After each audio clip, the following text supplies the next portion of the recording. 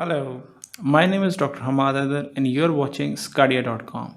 Today, my lecture would be on second week of development and it would include, this is the lecture outline, it would include implantation which occurs at 7 to 10 days. I will be briefly touching upon the implantation as I've already discussed it in details, that how a sperm fuses with an egg and then a zygote is formed, it undergoes cleavage and then it is transported via tube to get implanted in the uterus.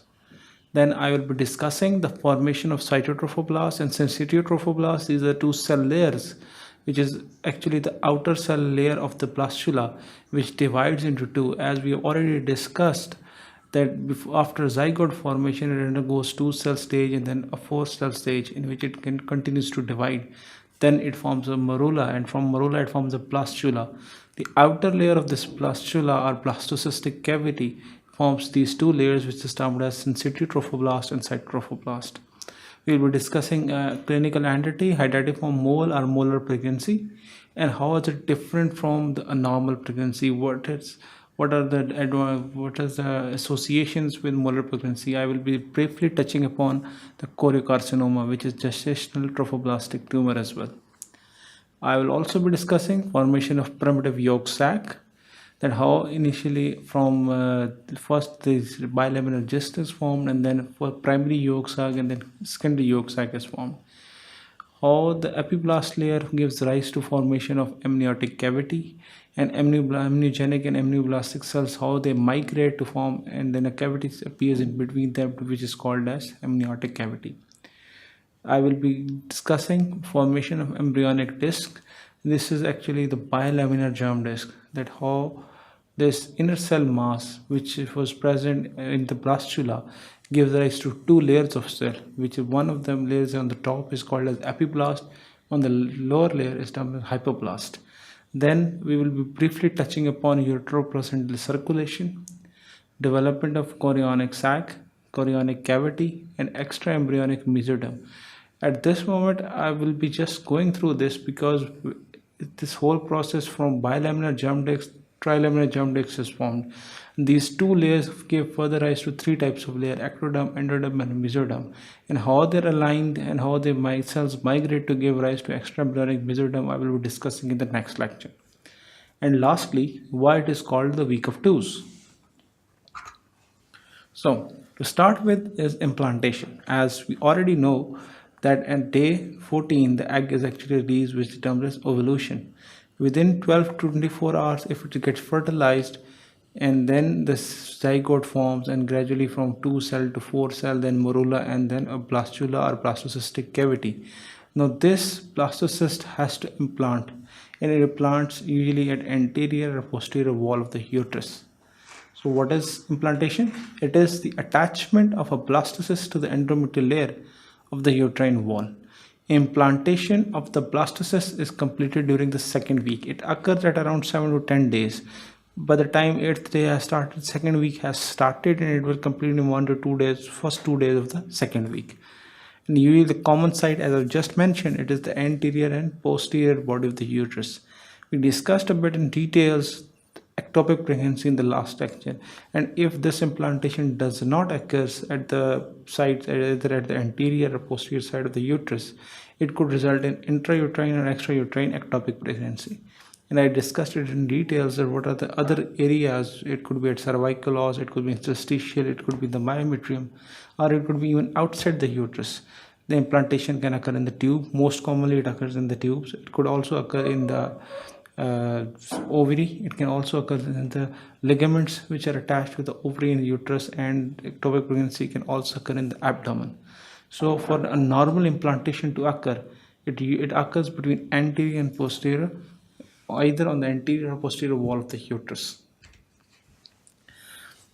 I just have already mentioned it.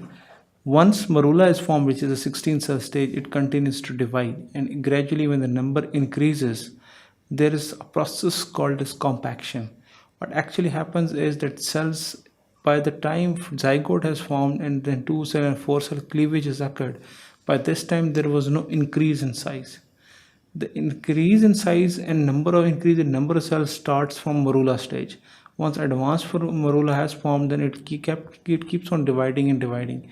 By the time the number of cells have become large enough, then they start to come together. This process is called as compaction. There's actually release of certain prostaglandins and glycoproteins, which actually cause these cells to adhere together. And once this cell starts to adhere together, there is the appearance of a cavity inside. This cavity is called as blastocystic cavity, and this from morula it became a blastocele. From blastocele it becomes a blastocyst. Morula is a solid ball of about 16 undifferentiated spherical cells. As the cell's division continues in the morula, the blastomeres change their shape and tightly align themselves against each other. This is called as compaction and is likely mediated by cell surface adhesion glycoproteins. In the diagram below, this is a morula. This is a 16 cell stage and it's continuing to divide. It continues to divide into 32, then 64, then 128 cells. But as the number of cells and size of cells increases, both has to increase.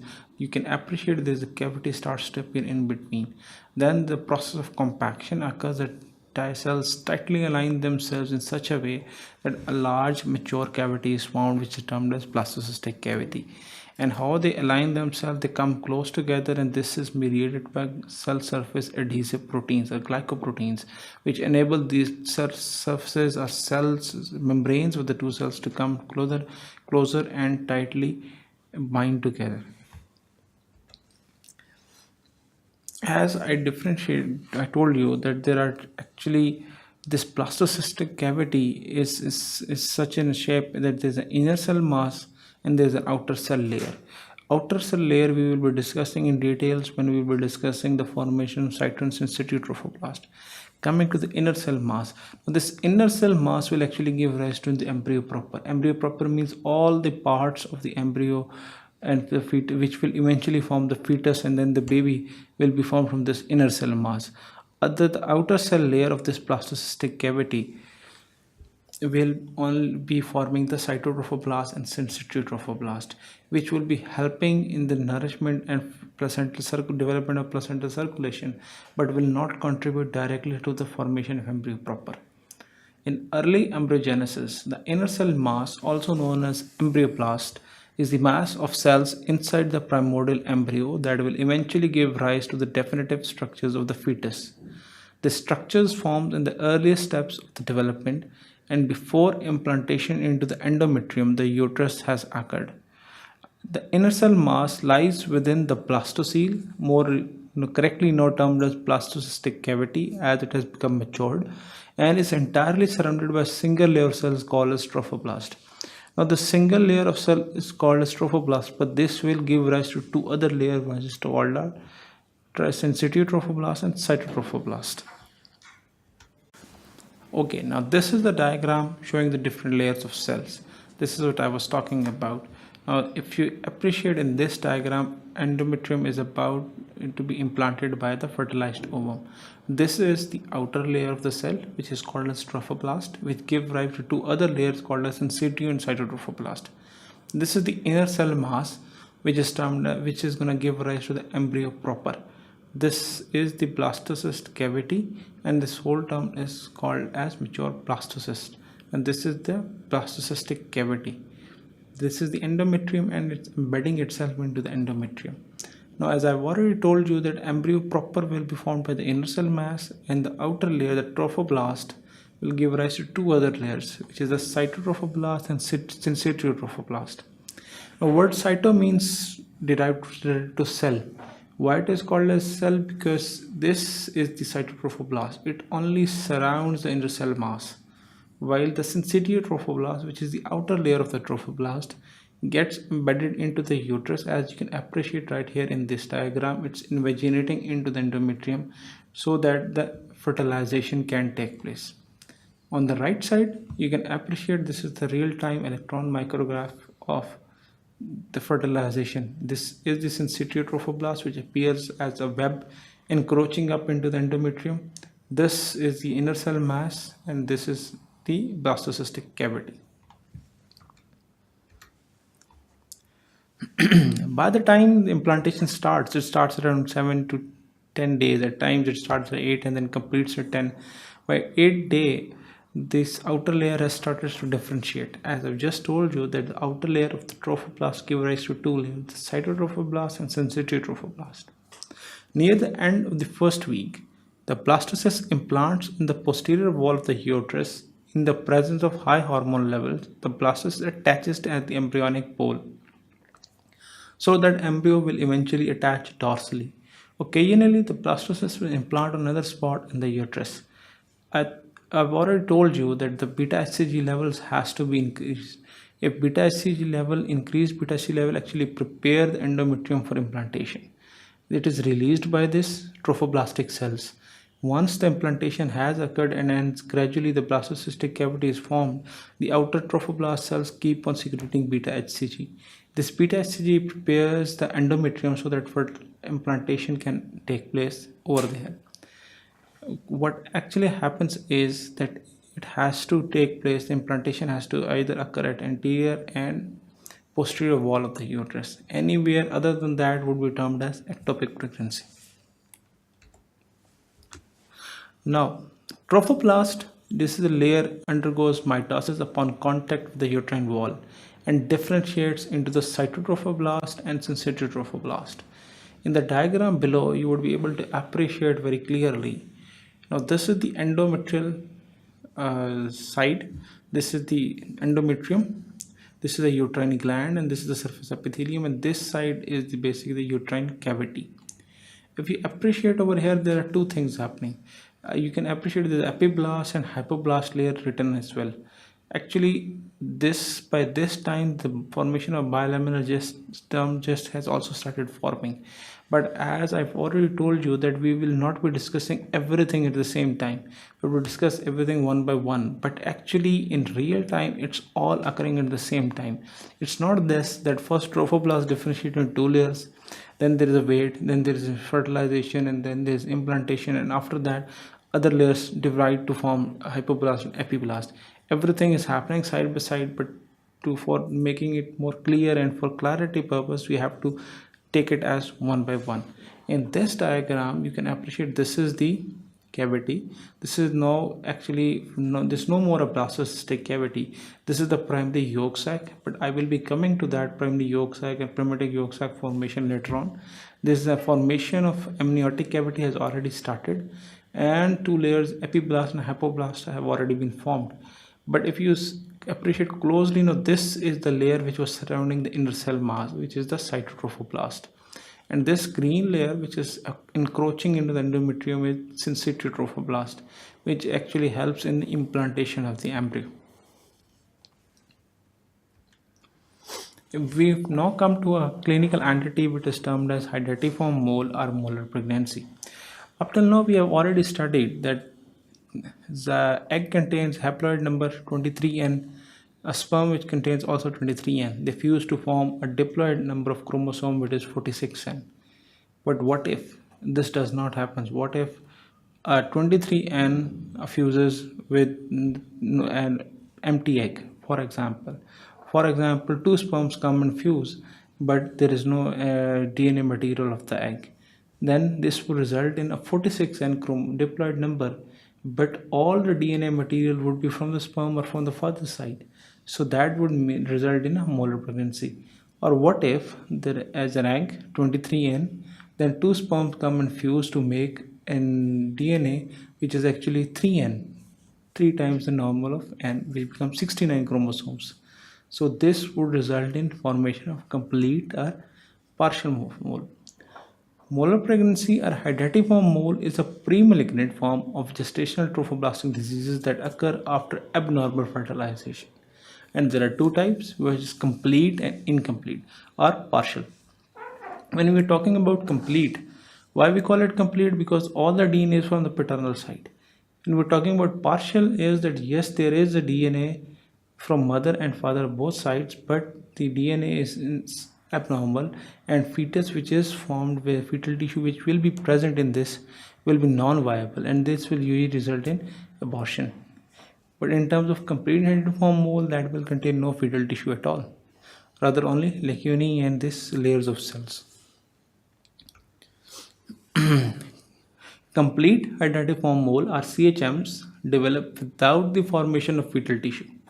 On pathological evaluation, complete hydatidiform moles demonstrate swollen chorionic villi with a grape-like appearance and with hyperplastic trophoblastic tissue. There is no actually universal mass. So all it has is trophoblast and will keep on dividing. So it gives the appearance of initially a pregnancy, and there is a lot of trophoblast dividing, so it's secreting a lot of beta hCG. If a mother tries and gets her urinary pregnancy test, there will be high levels of beta hCG. But in normal pregnancy, it's usually in thousands, at 10 to 12,000 at max, at few weeks, 8 to 12 weeks. But in case of hydatidiform mole, these beta hCG levels are actually touching the roof. They may be in 1 lakh to 2 lakh international units. They may be so high. In fetal tissue is often present in partial hydatidiform moles. I have already told you that they're actually the DNA material is coming from mother and father side both, but it is abnormal. But the fetus is non-viable, it is severely growth restricted, and it has multiple anomalies. On pathological analysis, partial hydatidiform mole shows unpronounced swelling of chorionic villi and unpronounced trophoblastic hyperplasia. This is showing the genetics. I will be discussing that in complete mole, they have a diploid chromosomal pattern, which means they have 2N. But with all the chromosome being derived from father, that means, for example, the egg was empty. There was no DNA material in that egg. And 2 sperms come and fuse that egg. The pronuclei will be 2. Yes, there will be 46 chromosomes, but that will all be from the paternal side. There will be no maternal DNA. So this will result in a complete mole. Partial mole is that there is DNA material, it just contains 23N. Oocyte nuclei are there, but 2 sperms come and fuse, resulting in a 69 or 3N number of DNA material. This results in a partial hydatidiform mole. Usually have a triploid karyotype, 69XXX, 69XXY, or 69XYY. There could be many possibilities. When you say 69XXX, means that no sperm has fused, rather there were 3 oocytes which are pronuclei, they have fused together to form a triploid karyotype. Or it could be 2 egg and 1 sperm, making it 69XXY, or it could be 69XYY, or in which there is 1 egg and 2 sperms, resulting to form fertilization of normal egg by 2 sperms. Therefore, triploid partial hydatidiform mole consists of 2 sets of paternal chromosomes and 1 set of maternal chromosomes. This is the diagram which is showing how actually genetics of hydatidiform mole occur. In above A and B, you can appreciate complete hydatidiform mole. In C, you can appreciate partial hydatidiform mole. This is an empty ovum. An egg comes and join in. When 2 sperms fuse, they form 46XX. Homozygous complete mole, but all the actually DNA material is coming from the paternal side. And why it is containing XX, as we already know, the X and Y is determined by the sperm, not by the egg. Egg will only contain XX. Some sperm will contain X and some will contain Y. Coming to this complete, this is another example. There was an empty egg. It was fertilized by 2 sperms at the same time, resulting in a heterozygous complete mole, in which it's actually still XY or XX, but all the DNA is from the paternal side. There was no DNA from the maternal side. In C, you can appreciate this is a partial mole, in which, yes, there was material from maternal side as well, but it is being fertilized by 2 sperm, resulting in a triploid karyotype, which is 69, could be XXX, XXY, or XYY. Although this is rare, but it can still occur. So, what are the differential diagnosis? There are 3-4 clinical entities which are very much related with this hydatidiform mole. If a hydatidiform mole has occurred in a female, you have to look for other things as well. There may be an embryonic gestation sac, could be pseudo gestation sac of ectopic pregnancy, or it could be choriocarcinoma. As this trophoblastic, it's basically choriocarcinoma, a gestational trophoblastic tumor. It also arises from the same layer of cell which has actually given rise to release of beta hCG, and that is why choriocarcinoma has to be ruled out in case of hydatidiform mole. So what is the treatment? It is not a normal pregnancy and it is not going to be viable. If it's going to be complete mole, it will eventually result in abortion, or even if it's a partial mole, this will may at max it's going to survive for 3 months and eventually abortion is going to occur. So the treatment is suction and curettage if the family of the female is not complete. But if it's a chronic problem and family of the female is complete, then we can go for hysterectomy, which is taking out of the uterus. Now I will be coming on to the formation of amniotic cavity. As we know that this was the inner cell mass was like this. Eventually they gave rise to two types of layers, like a sandwich. On the upper you have epiblast and the lower you have hypoblast. I will be discussing this formation of bilaminar just in this lecture in the next few slides. But this epiblastic layer which is present on the top, actually the certain cell starts to migrate from this layer and form and actually envelop to form a layer which is called as amniotic cavity. Inside there a cavity appears and then the amniogenic cell layer is around that. An implantation of the blastocyst progresses. A small space appears in the embryoblast, which is the inner cell mass. A space is the primordium of the amniotic cavity. Amniogenic cell, amnion forming cells are amnioblast. They are all the same thing. Separates from the epiblast and form the amnion, which encloses the amniotic cavity. The epiblast form the floor of the amniotic cavity and it is continuous peripherally with amnion. And second layer is hypoblast, which form the roof of the extra embryonic coelom. Now this is the diagram which will properly show the whole thing, that actually first this was the inner cell mass and this was the outer cell trophoblast. The outer cell trophoblast divided into cytotrophoblast and syncytiotrophoblast. Now the inner cell mass divided to form two layers. Upper layer, a sandwich of layer, was called as the epiblast. This lower layer is termed as hypoblast. Now this epiblast, as it is dividing, certain cells starts to migrate to form another layer of this amniogenic or amnioblastic cells, resulting in formation of amniotic cavity. The cavity inside this layer is termed as amniotic cavity. Now once this amniotic cavity has formed, the eventual position of this epiblast is such that this forms the base or floor of the amniotic cavity.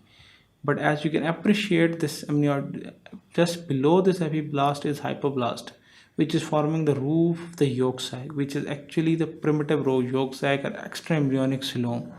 I will be discussing in later how this extra embryonic mesoderm has become or taken place. So now this is bilaminar disc formation or formation of embryonic discs.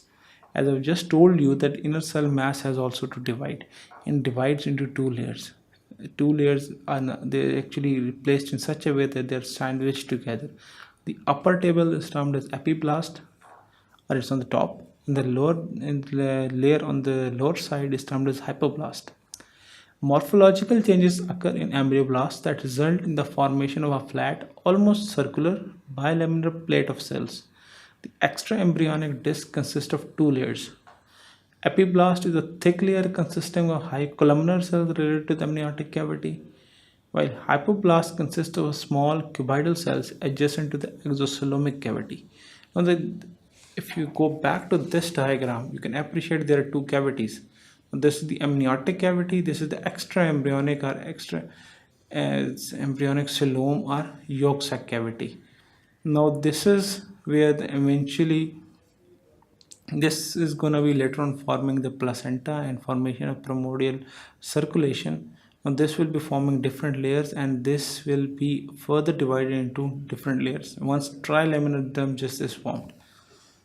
So this amniotic cavity is surrounded by epiblast, while the roof of the yolk sac or extra embryonic coelom is covered by hypoblast. This is the diagram, which is actually showing another view of the same thing. If you instead of seeing it from the front, if you see a cut section of it, and you would appreciate that this is the endometrium. These are the spiral arteries which going in. This is the syncytiotrophoblast, which is invaginating into the endometrium. This layer is the cytotrophoblastic layer, and this is the inner layer of this. As it's now epiblast, now epiblast and hypoblast, now epiblastic cells have started to migrate to form an amniotic cavity, and then hypoblast and this extra embryonic cytotrophoblastic cells, they form to another cavity which is called as yolk sac or primitive yolk sac. So formation of primary umbilical vesicle or primitive yolk sac. How it takes place: the hypoblast forms the roof or exocoelomic cavity, as I've just told you in different diagrams previously, and is continuous with a thin exocoelomic membrane.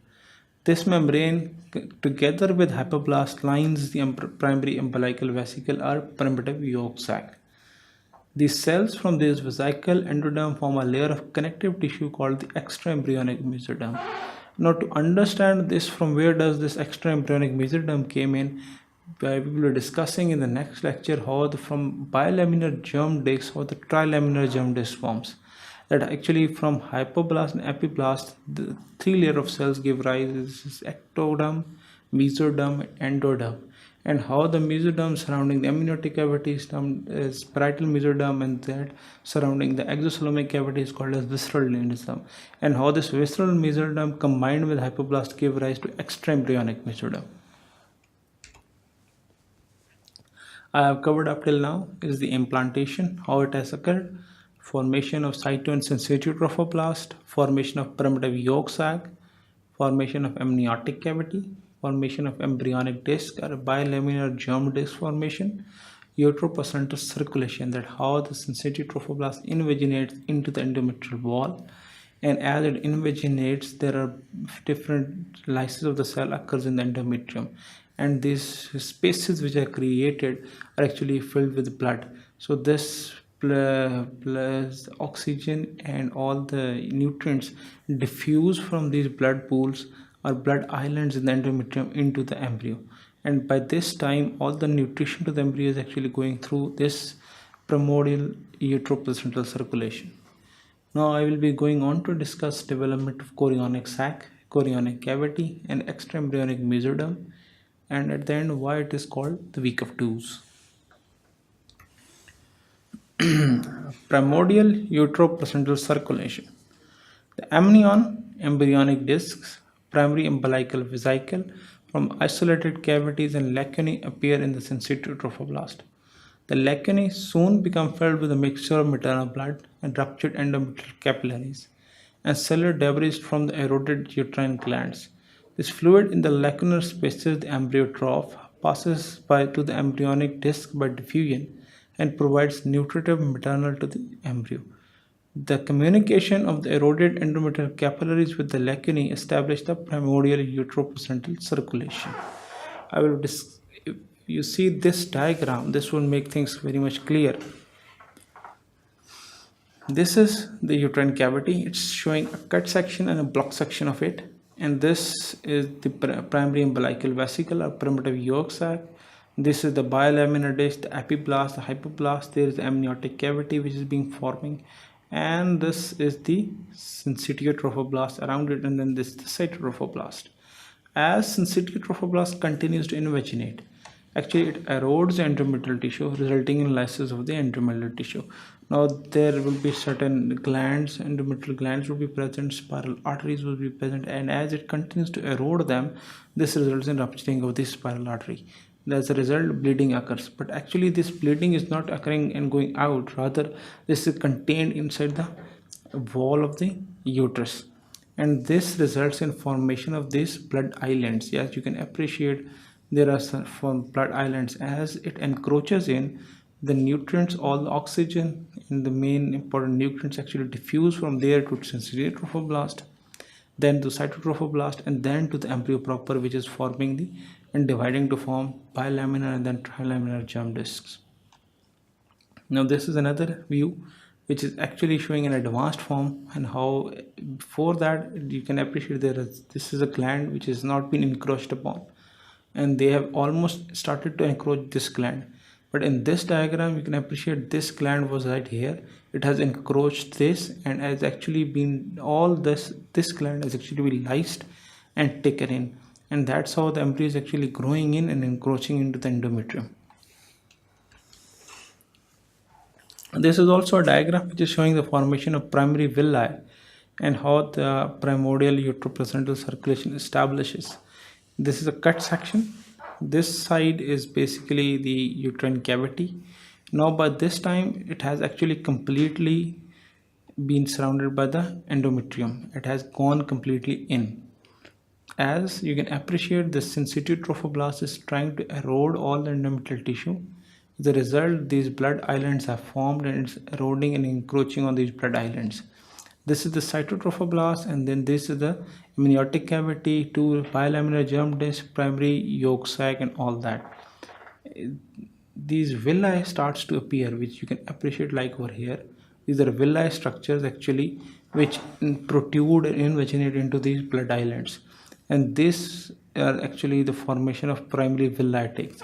From primary villi it's secondary and then to tertiary villi, and eventually once the tertiary villi are formed, it progresses to the formation of placenta, which is actually establishment of complete circulation between the maternal blood and the fetal blood.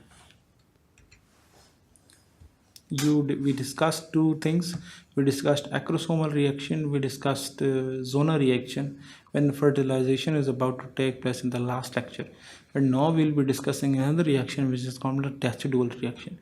Fertilization occurs, there is an acrosome reaction that this occurs in the sperm so that the sperm pronucleus can fuse with the oocyte pronucleus. Then there is a zona reaction which occurs after the fusion of the both pronuclei so that only one sperm fuses with the egg and no more sperm can penetrate the egg. This is zona reaction. But at this level there is another reaction start which is called as decidual reaction. As the conceptual implants, the endometrial connective tissue cell undergoes a transformation called as decidual reaction. The primary function of the decidual reaction is to provide nutrition for the early embryo and immunologically privileged site for the conceptus. After the cell swells, there is accumulation of glycogen and lipid in their cytoplasm. They are known as decidual reaction. We have to understand this, that DNA material of embryo is different from the mother, and normally a foreign body cannot survive in an environment. But if there are certain mechanisms that actually blocking immunological reaction in mother so that embryo can implant itself into the uterus, and how exactly these processes are taking place, they are still not very much clear, but we know that definitely there is an immunological protection by the mother towards the fetus. Coming to the extra embryonic coelom, these are the changes occur trophoblast and the endometrium. The extra embryonic mesoderm increases and isolated extra embryonic coelomic spaces appear within it. The spaces rapidly fuse to form a large isolated cavity called as extra embryonic coelom. This fluid-filled cavity surrounds the amnion and umbilical vessels, except where they are attached to the chorion by a connecting stalk. As now, this is the diagram which is also appreciating here. Now, you can appreciate this is extra embryonic. Now, this is the amnion. This is all embryonic tissue. All other tissue than the embryonic tissue is termed as extra embryonic. This is the extra embryonic coelom which has given rise to secondary yolk sac, which is actually connected with an extra embryonic slix by a connecting stalk, and this whole gives rise to a chorionic cavity.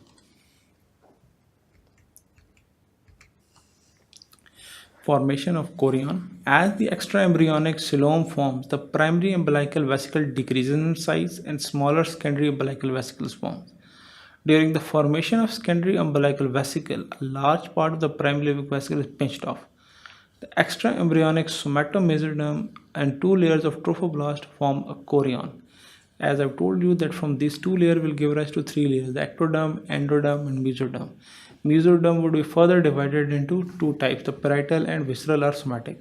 The extraembryonic somatic and the two layers of the trophoblast, the syncytial and cytotrophoblast, give rise to a chorionic cavity, chorion, which surrounds the chorionic cavity.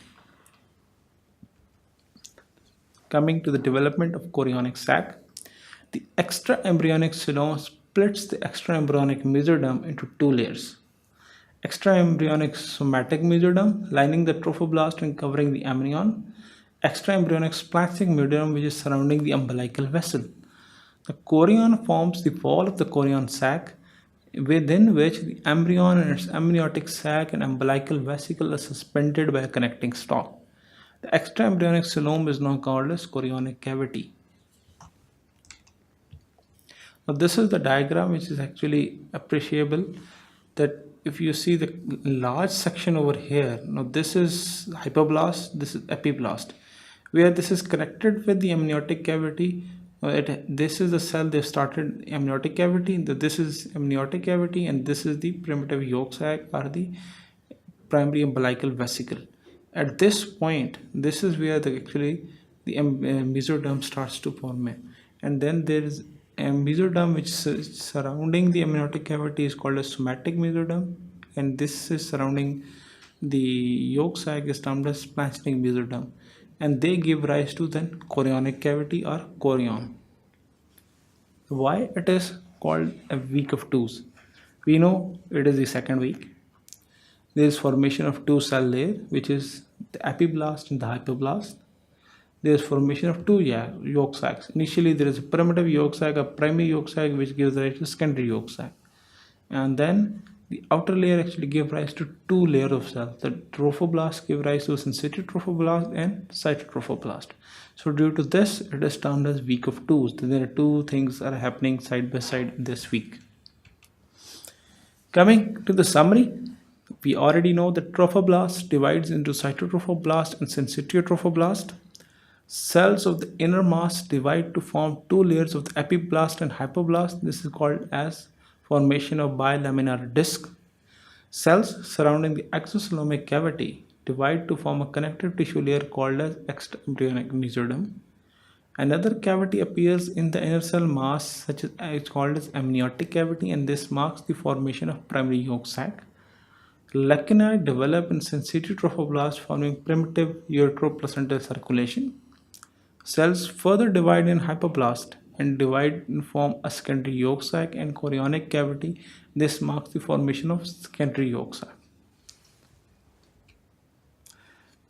And I've already covered implantation. I've covered formation of syncytio and cytotrophoblast, primitive yolk sac, amniotic cavity, formation of bilaminar germ disc, uteroplacental circulation, development of chorionic sac, chorionic cavity, and extraembryonic mesoderm, and at the end I've also just stated why it is called a week of two. For more videos, keep watching sqadia.com. Thank you.